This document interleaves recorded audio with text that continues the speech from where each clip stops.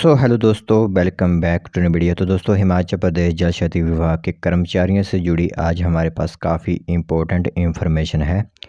तो हिमाचल प्रदेश के सभी जो इस समय वीडियो देख रहे हैं वो सभी कैंडिडेट और चाहे वो आम आदमी ही क्यों ना हो, इस पूरी इन्फॉर्मेशन को देख सकते हो। ठीक है, इसमें काफ़ी इम्पोर्टेंट इन्फॉर्मेशन इस तरह की निकल कर आती है कि यहाँ पर जो मानदेय होता है कर्मचारियों को मिलता है वो कहाँ पर नहीं मिल रहा है, उससे रिगार्डिंग एक रिपोर्ट हमारे पास थी। तो सोचा आप सभी लोगों को एक बार इसके बारे में बता देते हैं, क्योंकि जो भी इंफॉर्मेशन निकलती है चाहे वो गवर्नमेंट जॉब से रिगार्डिंग हो, चाहे उनमें लगे कर्मचारियों से रिगार्डिंग हो, पूरी इन्फॉर्मेशन हम आप लोगों तक पहुंचाते हैं। ठीक है, तो आज फिर हमारे पास इन्फॉर्मेशन पहुंची थी, सोचा आप सभी लोगों को एक बार इसके बारे में भी बता देते हैं कि कहाँ पर जो हमारे डिपार्टमेंट हैं, गवर्नमेंट डिपार्टमेंट हैं, उनके अंदर जो कर्मचारी नियुक्त किए गए हैं उनकी यहाँ पर इस समय क्या हालत और क्या यहाँ पर परिस्थिति बनी हुई है। ठीक है, तो चलिए फिर बिना बस ज़ाय किए हुए जो इन्फॉर्मेशन आई हुई है, जिस भी डिवीज़न वगैरह की इन्फॉर्मेशन हमारे पास रहेगी वो हम आप लोगों को यहाँ पर बताएंगे।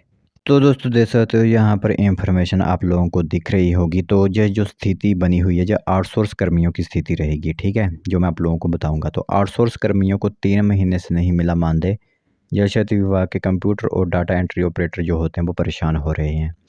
तो इन्फॉर्मेशन आप लोगों के लिए रहेगी बग्गी मंडी की। जल शक्ति विभाग में कार्यरत 430 कंप्यूटर ऑपरेटर और डाटा एंट्री ऑपरेटरों पर आर्थिक संकट इस समय जो है छाया हुआ है। प्रदेश भर में कार्यरत इन कर्मियों को 3 माह से जो है मानदेय नहीं मिला है। तो यह सिर्फ मंडी डिवीज़न की ही बात नहीं है, लगभग जो भी जहाँ पर भी इस समय 430 कंप्यूटर ऑपरेटर और डाटा एंट्री ऑपरेटर काम कर रहे हैं उन सभी के लिए यह इन्फॉर्मेशन है। ठीक है, तो मानदेय न मिलने से डाटा एंट्री ऑपरेटर और कंप्यूटर ऑपरेटर जो हैं वो हताश और निराश हैं। तो आर्थिक संकट के चलते परिवार का पालन पोषण करना मुश्किल हो गया है। इसी के साथ जल शक्ति विभाग में वर्तमान समय में 130 कंप्यूटर ऑपरेटर और करीब 300 डाटा एंट्री ऑपरेटर प्रदेश भर में जो वो सेवाएं दे रहे हैं।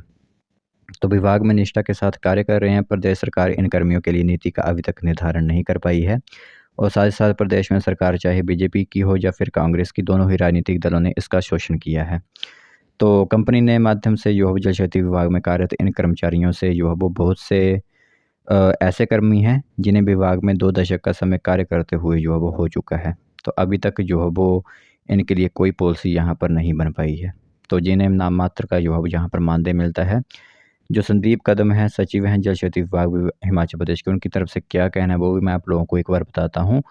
तो उसके बाद मैं आप लोगों को बताऊँगा जो आउटसोर्स कर्मचारी संघ हैं, उनके भी यहाँ पर क्या बयान है वो भी आप लोगों को बताऊँगा। तो सबसे पहले संदीप कदम का जो बयान है वो आप लोगों को सुनाते हैं। तो उन्होंने कहा, आउटसोर्स पर विभाग में जो कंप्यूटर ऑपरेटर और डाटा एंट्री ऑपरेटर कार्यरत हैं उनके मासिक मानदेय में विलंब हुआ है। जब मामला ध्यान में आया है तो मामले की जांच की जाएगी और तथा इन कर्मचारियों को शीघ्र मानदेय जो होता है वो प्रोवाइड करवाया जाएगा। साथ ही साथ जो कल्पना ठाकुर हैं, जिला अध्यक्ष हैं आउटसोर्स कर्मचारी संघ जल शक्ति विभाग की, उनका यहाँ पर क्या कहना है वो आप लोग सुनिए यहाँ पर। तो उन्होंने कहा, 3 माह से मानदेय नहीं मिल रहा है, इससे परिवार का पालन पोषण करना अभी जो सभी आउटसोर्स कर्मचारियों के लिए मुश्किल हो गया है। तो सरकार से आग्रह है कि इस जो आउटसोर्स कर्मी हैं इनका मानदेय तुरंत जो है जारी किया जाए।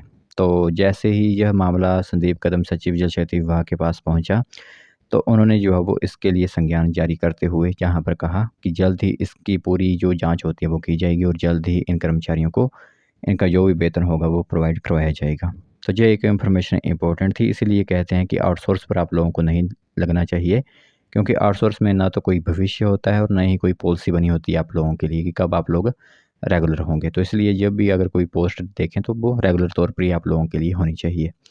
तो ये इन्फॉर्मेशन एक आई हुई थी, सोचा आप सभी लोगों को एक बार इसके बारे में बताते हैं।